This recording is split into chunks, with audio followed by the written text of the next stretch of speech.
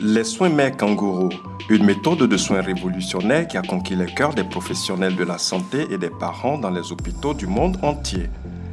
Inspirée du comportement maternel des kangourous, cette approche unique offre un contact physique étroit entre la mère, le père, les proches parents et le bébé prématuré. En Côte d'Ivoire, sur 1000 naissances vivantes, 30 nouveau-nés de 0 à 28 jours perdent la vie et 31,6% de ces décès sont dus à la prématurité.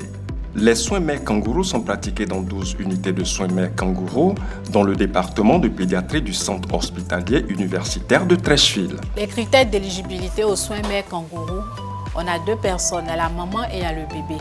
Donc l'enfant doit remplir des critères, la maman également doit remplir des critères. Pour ce qui est de l'enfant, il faut qu'il soit de petit poids, c'est-à-dire qu'il ait un poids inférieur à 2,5 kg. C'est le premier critère, il est petit, qu'il soit prématuré ou né à terme. Et ensuite, il ne faut pas qu'il soit malade, c'est-à-dire qu'il n'y a pas de détresse vitale. C'est un enfant qui respire normalement. Son seul problème, c'est qu'il a du mal à réguler sa température ou il a du mal à s'alimenter. Donc, c'est un enfant qui est petit, trop petit pour pouvoir rentrer à la maison. Il n'est pas malade. Le deuxième critère, c'est que la maman, c'est une mère qui doit être en bonne santé. Elle doit être capable d'interagir avec une autre personne, donc capable de comprendre les instructions qu'on lui donne. Si la mère n'est pas disponible, un adulte, pour le centre, ce sera spécifiquement un adulte de sexe féminin, puisque c'est un mot dortoir, donc un adulte de sexe féminin qui est en bonne santé également, volontaire et disponible, peut pouvoir porter l'enfant en soins mères kangourous. Les soins mères kangourous ont été développés pour la première fois dans les années 1970 à Bogota, en Colombie, par le docteur Edgar Rey Sanabria. Face à la pénurie de couveuses dans les hôpitaux, il a été amené à chercher une solution alternative pour prendre soin des bébés prématurés. S'inspirant du comportement des kangourous qui portent leur progéniture dans une poche ventrale, il a conçu une approche où les nourrissons sont placés en peau à peau contre la poitrine de leurs parents, ce qui permet de maintenir une température corporelle stable, de favoriser l'allaitement maternel et de renforcer le lien affectif. Pour la maman, surtout pour la mère qui a donné naissance à un enfant prématuré, donc la naissance est venue, on va dire brusquement, donc elle n'était pas préparée à recevoir cet enfant. Avec la méthode kangourou, c'est comme si on renouait les liens entre la maman et le bébé. Donc elle réapprend à connaître son bébé. Et l'enfant également, qui est sorti brutalement, brusquement, réapprend également à reconnaître sa maman. Donc on renoue les liens entre l'enfant et la maman. Depuis leur introduction, les soins mères kangourous ont été largement étudiés et ont démontré de nombreux bienfaits sur les bébés prématurés. Tout commence par l'hospitalisation du bébé en néonatologie. Quand le bébé est hospitalisé, après un séjour là-bas, que le médecin estime que le bébé est en bon état, il a juste besoin de continuer sa croissance. On l'admet en soins mères kangourous.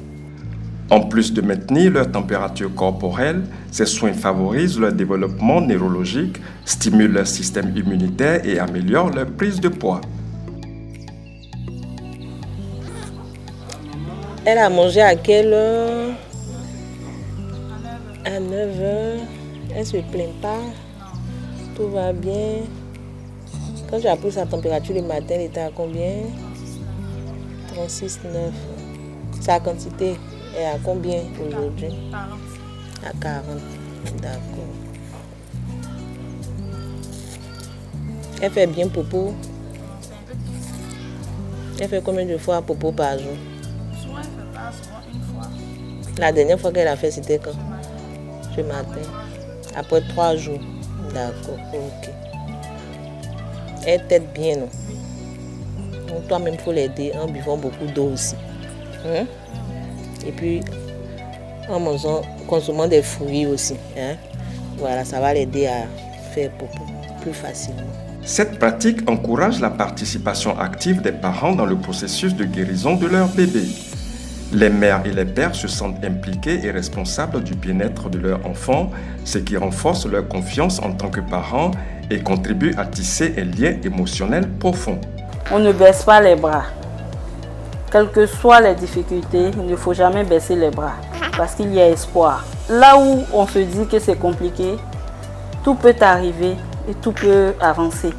C'est lent, mais il y a du résultat devant. Et c'est très efficace. Nos enfants sont bien prématurés, on ne dit pas non.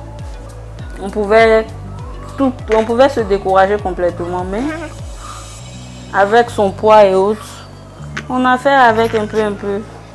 Jusqu'à aujourd'hui, je suis fière de mon enfant. Je sais que tout va bien maintenant. Je peux rentrer, je suis à l'aise malgré le temps passé. Quand je suis arrivée, vraiment, les sages, mes soeurs ici, elles m'ont tout accueilli. Je me suis sentie en famille automatiquement. Et ce qui est vraiment bien, c'est que nous sommes en famille ici. On prépare ici, on fait tout. C'est un peu comme la deuxième maison. Les bébés que je porte, c'est les bébés de ma belle-sœur. Comme elle a accouché les jumeaux, je suis venue l'aider pour faire les kangourous. Les soins mère kangourou sont bien plus qu'une simple technique médicale. Ils incarnent l'amour, l'affection et la compassion, offrant au bébé prématuré une chance de se battre pour la vie dans un environnement chaleureux et sécurisant. Grâce à cette méthode, les parents peuvent partager des moments précieux avec leurs petits, favorisant ainsi un lien indestructible qui durera toute une vie. Dans les hôpitaux, les soins mère kangourou sont une véritable révolution, prouvant que parfois, les plus simples des gestes peuvent avoir un impact profond et positif sur la santé et le bonheur des plus vulnérables d'entre nous.